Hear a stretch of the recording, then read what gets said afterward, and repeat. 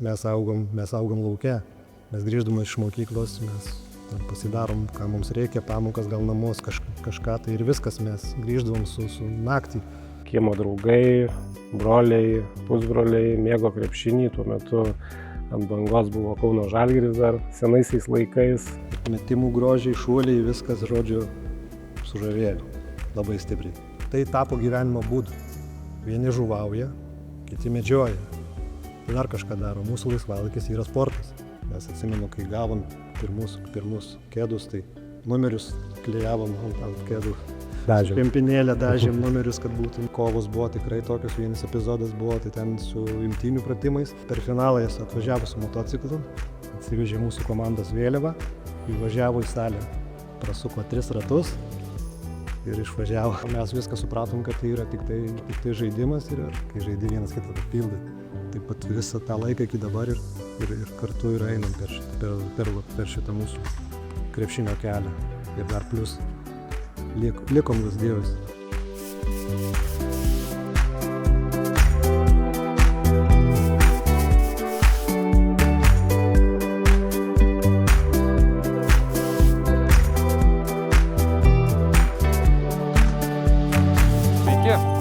Tęsime kelionę po Lazdijų kraštą, ieškodami Lazdijų krašto perlų. Ir šiandien esame prie naujojo Lazdijų sporto centro ir kalbinsime 2 labai stipriai nusipelniusius Lazdijų krepšiniui žmonės. Tai yra Ričardą Čepononį bei Mindaugą Malinauską.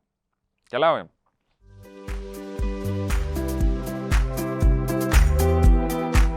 Tai šiandien man didžiulė garbė yra su jumis susitikt, pabendraut, pasikalbėt. Buvot mano kelrodės žvaigždės, mano jaunystėje irgi ir pats žaisdavau krepšinį, ilgus metus žaidžiau, tai šiandien su mumis sėdi Ričardas Čepononis ir Mindaugas Malinauskas, krepšinio treneriai, kartu išauginę ne vieną kartą žaidėjų, puikių žmonių.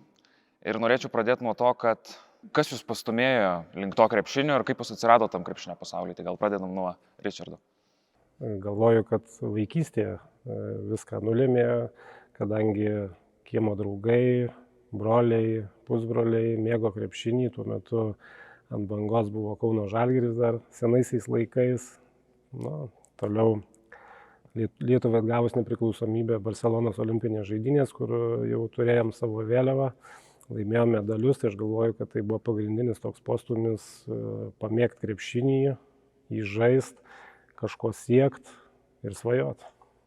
Atsimenu, augdavau, mažas buvau, turėjau tokį vadinamą kibirą. Įmėtydavau kamuoliuką, gal viskas nuo to prasidėjo. Kažkaip paskui, aišku, kaip treneris sakė, Kauno Žalgiris didelį įtaką lėmė. Kieme buvom pasikabinę lentą, lankausi ir, kaip sakyti, tenai žaisdavom. Tai toksai gavosi kaip ir gyvenimo hobis. Paskui pradėjau pats žaisti, labai neblogai sekėsi. Ir metimų grožiai, šuoliai, viskas, žodžiu, sužavėjo labai stipriai. Tai aš norėčiau pratęsti šiek tiek ir apie pačius Lazdijus pakalbėti. Tai ir dabar turim Lazdijų rajono krepšinio pirmenybės, bet kiek esame girdėję legendų ir jie būtent mano amžiaus žmonės vis kalba, kad tais ankstesniais laikais, jų tėvų laikais, Lazdijuose krepšinis buvo kitose aukštumose ir kitame lygyje. Tai gal galėtumėt papasakot, kaip tada atrodė krepšinis, kaip tada atrodė Lazdijų krepšinio pirmenybės, lyga ir kaip žmonės patys įsitraukdavo ir kokios kovos virdavo aikšteliai. Ko gero, Lazdijų krepšinio pirmenybių pikas pradėjo augti pastačius naują sporto salę 2000 metais. Ir jeigu gerai pamenu, 2002-2003 metų sezonas tai buvo toks pats masiškiausias komandų, žaidėjų skaičium, net buvo 2 lygos. Tuo metu tikrai labai bendruomenės, kaimelių būrėsi, miestelių Lazdijuose, daug komandų buvo. Tai tada manau, kad tikrai virė rimtos kovos, buvo daug labai žiūrovų, vakarais mėgdavo visi ateit, pasirt už savus. Kiek žinau, yra istorija, kad po Lazdijų sporto centrą yra važinėjęs motociklas. Kas ten? Tai dar buvo mokykloj, gimnazija buvo dar 99, jeigu neklystų metais.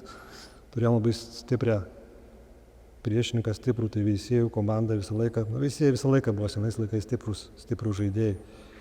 Tai atsimenu, kad buvo labai stiprios kovos, bet žaidėm dar mokyklos salėje. Sakant, paskui aišku, kai treneris sakė, kai pastatė 2000-aisiais sporto centrą, tai tos emocijos gal sunku perduoti. Tai buvo kažkas tokio, kai nežinau, kai iš fantastinio filmo. Būdavo taip, kad žmonės netilpdavo į rajono pirmenybių varžybas, būdavo stovi. Per finalus ypač, kas ten darydavo, aišku, tokius gal pagrindinius dalykus, kuriuos aš atsimenu, tai buvo, mes neturėjom gal tais laikais normalios avalynės nieko, tai mes atsimenu, kai gavom pirmus kėdus, tai numerius klijavom ant kėdų. Kempinėlę dažėm numerius, kad būtų nežodžiai tokie. Dabar juokingai skamba, tais laikais buvo. Taip, o kalbant apie būtent tą atvejį, tai apskritai buvo taip, kad kovo 8 dieną mes kai komandą nupirkom gėlių ir pasveikinom tribūnose sėdintis moteris, tai ten buvo toks dalykas įdomus. O kalbant apie tą finalą, tai taip, Saulius Španonis. Dar tada buvo grindys sporto centro lygios, tai buvo galima, kaip sakant, be pakylos įvažiuoti. Tai per finalą jis atvažiavo su motociklu, atsivežė mūsų komandos vėliavą, įvažiavo į salę, prasuko 3 ratus ir išvažiavo. Tai buvo kažkas tokio įspūdingo. Mūsų komandos pavadinimas buvo Eglė, tai finalo metu mes pasistatėme Eglę šalia savęs. Tai galima sakyti, kad varžybos bendrai rajoninės vykdavo tai tokia kaip šventė, ar ne, gaudavosi visuotinė, jau toks penktadieniais vykdavo varžybos, ar ne? Motiejaus Gustaičio gimnazijoje pirmenybės vykdavo, tai vienu metu buvo net taip, kad varžybos vykdavo pirmadienį, trečiadienį ir penktadienį. Ir po 3 rungtynės kiekvieną vakarą. Tai tas skaičius varžybų, komandų, žaidėjų, jisai buvo tikrai didelis. Ir kaip Mindaugas minėjo, kad dar mes ne tik žaidėm, bet ir sugebėjom kurti šou kažkokį, ar ne, ir nustebinti ir moteris kovo 8-osios progą, ir eglutę pasistatyti, ir motociklas, ir plaukus dažydavom. Aišku, laikai kitokie buvo, dabar gal juokingai tai atrodo, tais laikais tai buvo viskas. Dabar Ričardai, tu dar geriau žinai, mes maksimalų komandų skaičių turėjom 2 lygas. Pirmoje lygoje, jeigu gerai pamenu, tai buvo 6 komandos, ten tos stipresnės, ir po to antra lyga, tai labai tiksliai nenoriu sumeluoti, bet buvo 2 pogrupiai, po kokias ten 4-6 komandas, tai tikrai...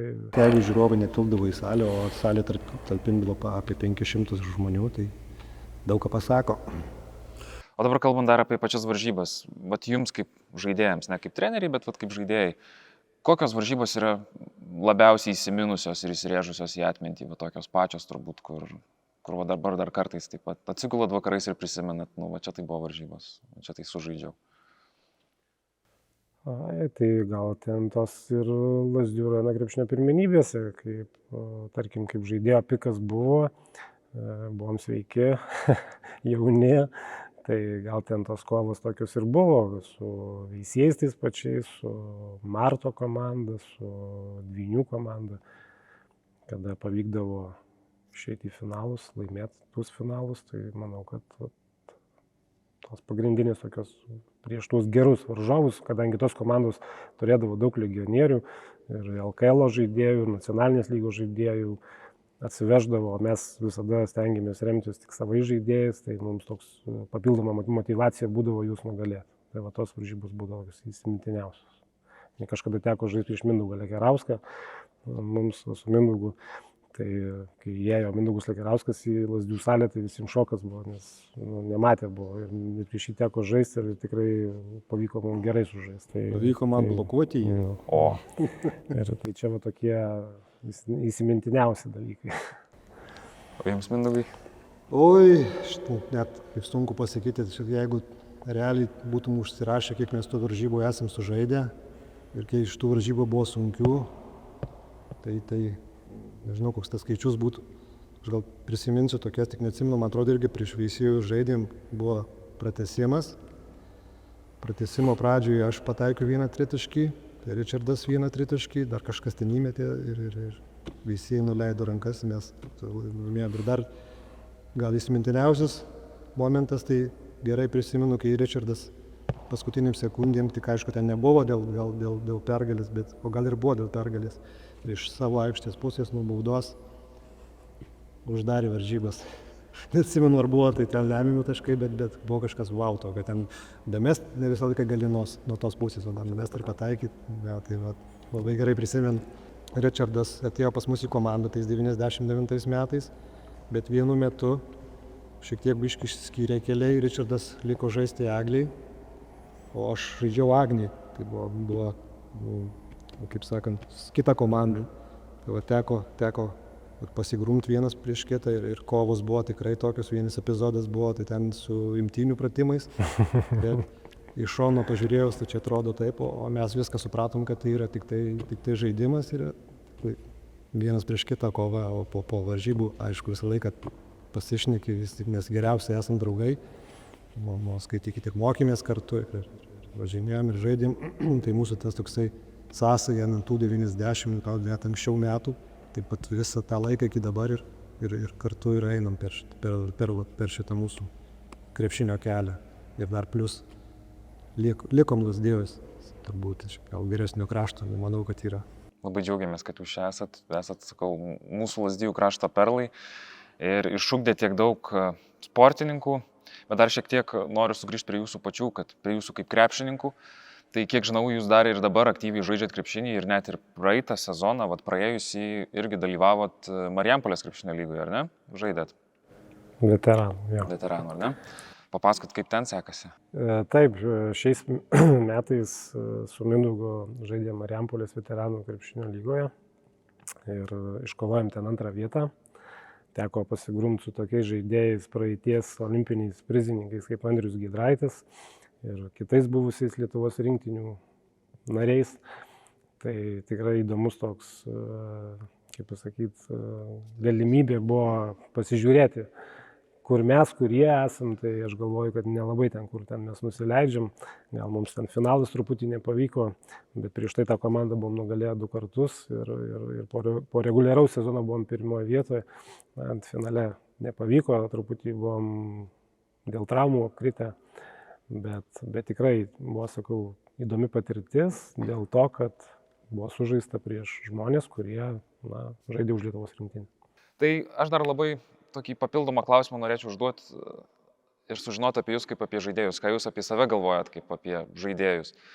Jeigu reikėtų įvardinti silpnybės ir stiprybės aikštelėje, kaip manot, kokios būtų jūsiškės? Kaip tu skai silpnų nėra, nes... Ko gero, visi žaidėjai turi silpnasias ir stipriasias pusės, nei vieno nėra gal tobulo. Tai aš gal apie save taip įvardinčiau, kad kaip žaidėjas esu gal nekantrus. Ta prasme, kad norisi gero, greito rezultato ir iš to kartais padarai atvirkščiai. Tai o iš tų gal stiprybių, tai sakyčiau, kad gal visada mane visada labai žavėjo Šarūnas Marčiulionis, kada žmogus tikrai ten per kraują viską darydavo, siekdavo tos pergalės, tai ir aš galvoju, kad mano tokia stiprybė visada buvo, kad nugalėt bet kokią kainą.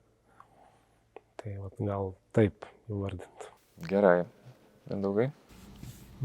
Silpnosios pusės aš turbūt gal techninės pusės, tai šiek tiek, kai svorio mažiau, tai man yra labai sunku gintis prieš stipresnį žaidėją.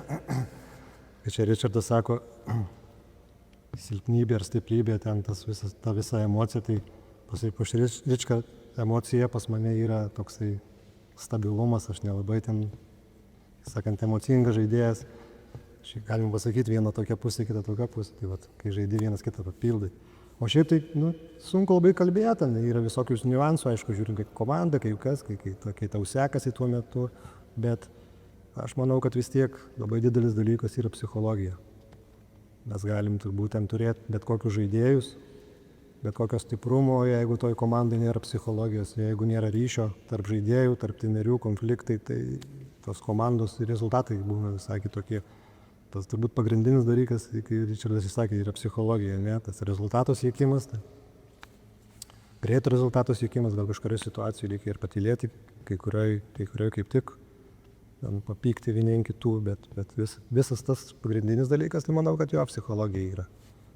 tos gal stipriosios silpnusios pusės tai vyrai, o ten paskui pagal situaciją, pagal žaidimą, pagal komandą, pagal rezultatą. Pasakykit jūs man, kur yra ta jaunatviškumo paslaptis, kad jūs šitiek metų nenuilstamai ir tikrai gan aukštam lygiai žaidžia tą krepšinį, sportuojat, nepavargstat, ar čia yra tas dalykas, kad jūs pastoviai su jaunimu perimat tą jaunatviškumą?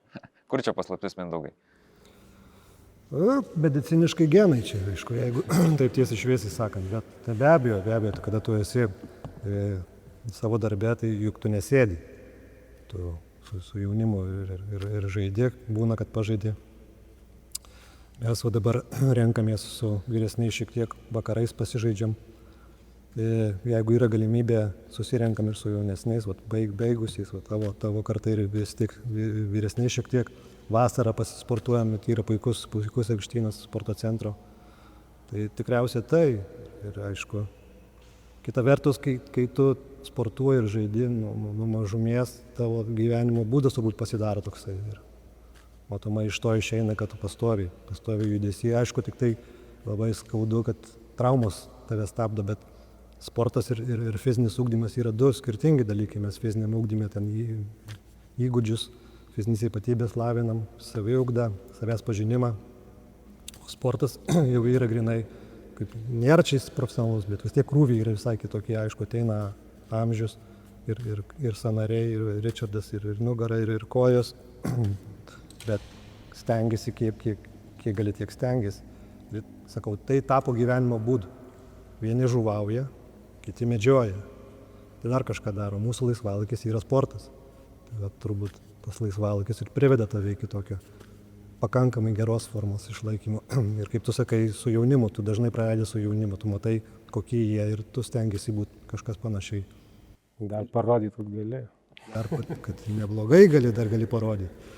Tai aišku, tau sakau, riboja tave jau tie metai, vis tiek sako, kas man sako yra, tai atsiversk vieną kartą tą dokumentą, pasižiūrėk gimimo datą, tada suprasi, kas tau čia yra ir kodėl tau tą koją kartais skauda, ar ten kažkur nespėjai prie kamuolio, ar nepašoki, bet sakau, po tiek traumų atrodo, jau ten gali tą karjerą ir baigti, bet kai tavo tampa gyvenimo būdas sportas, tai yra gerai. Tai užsiminiau šiek tiek apie jaunimą ir jūs esate turbūt ta pirminė grandis, kurioje esate arčiausiai jaunimo. Tai vat labai įdomu, kaip su metais keičiasi tas jaunimas, kaip keičiasi tos kartos ir ta pati, kas susijęs su sportu, ta pati ir darbo etika ir visi kiti dalykai, kaip dabar, link kur juda jaunimas. Richardai, gal nuo jūsų? Na, tarkim, jeigu pradedant nuo tos darbo etikos, tai aš sakyčiau, kad bent kokią sporto šaką atėjęs vaikas sportuoti, jisai neteina per prievartą jos. Jisai reiškia nori ateit, pabandyti. Aišku, dalis vaikų visada kažkiek atkrenta, bet tie, kurie pasilieka, tai tie tikrai noriai dirba, verst nereikia ir norisi tik, kad tų vaikų daugiau būtų mūsų miestelėje. Nes, kaip prieš laidą kalbėjom, jų truputį mažėja ir to pasirinkimo, konkurencijos, mes kenčiam dėl tos vidinės konkurencijos daugiau, kadangi vaikų mažiau yra. Tai reiškia, dėl tos vidinės konkurencijos nukenčia kokybė truputį, ne, komandos pačios ir panašiai. Bet tie, kurie yra, tai priekaištų kaip treneris aš jiems neturiu, todėl kad tikrai noriai dirba, stengiasi. Ir pats, kada sportavai, tai ir papildomai nesportavom ir noras buvo siekis, kažkokia svajonė, kuri veda į priekį. Aš gal prisiminsiu šiek tiek ankstesnius laikus, mūsų laikus, ne, kaip pavyzdžiui mes augom ir kaip dabar jaunimas auga. Ten yra du skirtingi dalykai, gal mes šiek tiek ir neturėtum lyginti tų kartų, todėl kad laikas keičiasi, mes augom lauke, mes grįždami iš mokyklos, mes pasidarom, ką mums reikia, pamokas, gal namus, kažką, tai ir viskas, mes grįždavom su naktį, kai mus pasišaukdavo tėvai. Buvo didžiausia kančia būti namuose, bausmė didžiausia, sako, dabar šiandien eisi į lauką, ne? Pas mus gal pasikeitė prioritetai šiek tiek, ne? Tai sako, eik nuo kompiuterio, eik į lauką. Tai gal bausmė eiti į lauką, jam gal geriau pažaisti ant savo žaidimus. Bet kai sakau, laikai keičiasi, metas keitėsi, mes turbūt su kompiuteriu susipažinau, nežinau, kiek metų buvo, neįsivaizduoju. Labai senai pradėjom nuo flop diskelių, nemokėjom atsidaryti, ne? Dabar vaikai programuoja mokykloje. Tai nėra ką lyginti, aišku, programa keitėsi. Tarkim, paėmus tą patį bėgimą, ne? Nu, mes bėgdavom 3 km ir nemažiau, dabar tokių ten net nėra, dabar net laikų nėra, tiesiog parinki pagal kiekvieną individualiai, seniau visai kitaip buvo. Bet irgi pastebiu tendenciją, kad gal irgi mažiau jau tie vaikai sėdi prie tų kompiuterių, aišku, dar telefonai yra didelė problema. Tai bet, sakau, stengiamės per tą fizinį ugdymą, per treniruotės, per laisvalaikį šiek tiek išjudinti. Nu, tendencijos gal eina geriau negu buvo, kada visai jau ten vaikai buvo labai silpni ir pasižiūrėjus į statistiką, netgi viskas matosi, kad vaikų sveikatos dabar yra prastos, laikysenos prastos, akys prastos, žodžiu. Tai bet šitai viskas susijęs su šiuolaikiniam technologijom. O šiaip, tai taip, vakar Ričardas sakė, tų vaikų tik tai, kad mažėja. Va, tas yra dalykas, kai seniau galėdavai pasirinkti iš ten 20-30 į komandą 15-12 žmonių, dabar džiaugiesi, kad yra su kuo dirbti ir su kuo sportuoti ir dar, kad jie nori. Plius reikia nepamiršti, kad tas rajonas mūsų mažėja, vaikai yra pavežami, tai jiem irgi šiek tiek yra sudėtingiau tą papildomą ugdymą daryti. Tai va tiek.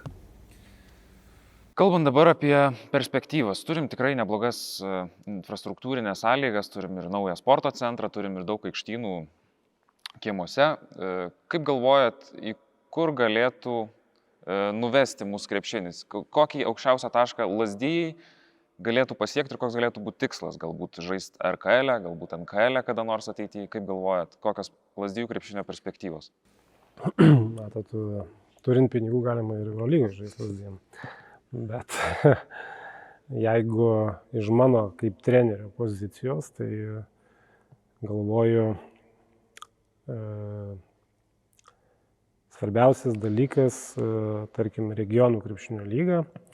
Jeigu ten dabar kalba apie Lazdijų Briedis gal bus komanda, tai aš galvoju, kad mano svajonė yra tokia, kad leist parodyti saviems. Būtent save, ne rezultatą žiūrėti, laimim, pralaimim, bet kad būtų tie mūsų vaikai matomi Lietuvos mastu, matomos jų statistikos ir tai būtų tramplynas kažkur į ateitį vienam ar kitam žaidėjui debiutuoti ar LKL, ar rinktiniai gal svajonė kažkada būtų, ar ne. Tai vat galvoju, kad pirmiausia komanda reikalinga tam, kad mūsų žaidėjai, mūsų vaikai būtų matomi. Labai visą laiką tikėjausi ir tikiuosi, kad mes įsiugdysim, Lazdijų rajonas įsiugdysim europinio lygio žaidėją. Aišku, čia gal daugiau, kad kažkoks talentas atsirastų super. Aišku, turim. Man visi jūs talentas, man tai ir tu talentas, ne? Ir Martynas dabar atstovavęs buvo kandidatas Lietuvos rinktinėje. Džiaugiuosi, Otas išaugo puikus krepšininkas, komandos nariai. Džiaugiuosi, kad Briedis šiemet tapo pagaliau čempionais. Labai norėjo, tapo labai sveikinu, labai malonu iš tikrųjų. Mes žaidėm su jais finale. Džiugu, kai tave mokiniai apžaidžia tave, tai čia yra kažkas tokio, nes kiekvienam treneriui malonu turėti tokį žmogų, kuris už tave geresnis. Tai reiškia, kad tavo darbo rezultatas yra teigiamas. O toliau treneris gerai viską susakė, aišku, mes galim turėti pinigų ir turėtim susivežę žaidėjus iš kažkur, tai bus Lazdijų komanda, bet tai nebus Lazdijų jaunimo augimas, nebus jaunimui šansų. Tai geriau, aišku, nežiūrėti į tą rezultatą, nes aišku, tas rezultatas visą laiką gerai, bet pažiūrėjus į jaunimo pusę ir perspektyvas, tai be abejo geriau atsiskleisti saviems, kad kažkur toliau būtų tramplynas į aukštesnius vandenis. Ir pabaigai, tada norėčiau paklausti jūsų ir gal paprašyti, ar galėtumėt pasakyti kažkokį tai palinkėjimą mūsų Lazdijų krašto jaunimui? Na, gal būtų toks palinkėjimas, kad labai trumpas. Niekada nenustot svajoti. Nes svajonės, ko gero, mus nuveda ten, kur būna gerai. Nereikia labai žiūrėti į nesėkmes, nes kažkokia viena, kita, trečia nesėkmė, tai nėra pasaulio pabaiga. Reikia siekti savo užsibrėžto tikslo, kaip ten sunku bebūtų, o mes visą laiką už jaunimą. Manau, kad iki galo būsim su juo, visą laiką palaikom, kiekvieną nėra svarbu, ten iš veisėjų, iš seirijų ar iš Lazdijų, mes už kiekvieną jaunimą visą laiką stengiamės perduoti žinias, padėti morališkai, psichologiškai. Viskas bus gerai, mažiau streso, žiūrime į ateitį, nes Šarūnas Jasikevičius gerai pasakė, krepšinis tai nėra pasaulio pabaiga ar pradžia, gyvenimas daug visokių iššūkių dar bus ir duoda, taip kad reikia žiūrėti į priekį, mažiau stresuoti ir viskas bus gerai. Ačiū labai už pokalbį.